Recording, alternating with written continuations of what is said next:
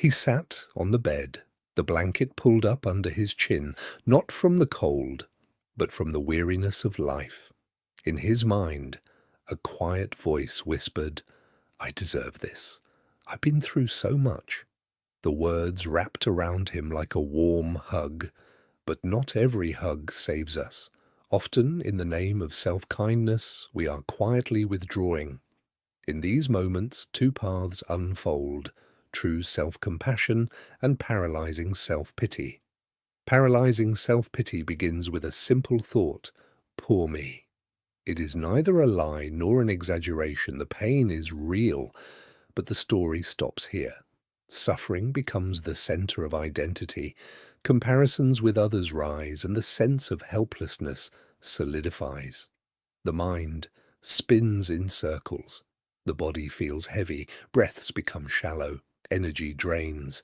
He thinks, now is the time to just rest. Yet days pass and nothing moves forward. True self-compassion, however, is gentle but not weak. He says, I am in pain and I am still worthy of care. This kind of compassion stands on three pillars: kind awareness of suffering, shared humanity, and emotional balance. It is neither drowning nor fleeing. Self-compassion allows a person to rest so they can continue, not to stop forever. The body senses the difference. With paralyzing self-pity, the body is heavy, the breath shallow, and energy low. With true self-compassion, the body softens, tension eases, and slowly energy returns. One crushes, the other restores. A real-life example of failure. In self-pity, he says, I am always unlucky, and he remains there. In self-compassion, he says, this failure was painful, and I can still choose my next step. Pain and responsibility coexist. Self-pity whispers, never mind, you've been hurt enough. Self-compassion says, I see you, and I still believe in you. One pulls the blanket tight, the other reaches a hand.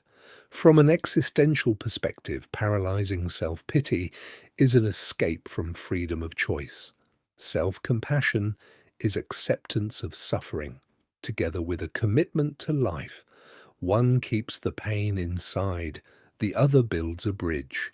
He pushes the blanket aside, not with force, not with judgment, but with respect for himself.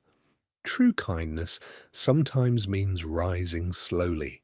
Self-compassion means standing by your side gently so you can walk again. Paralyzing self-pity means sitting beside you so neither of you moves.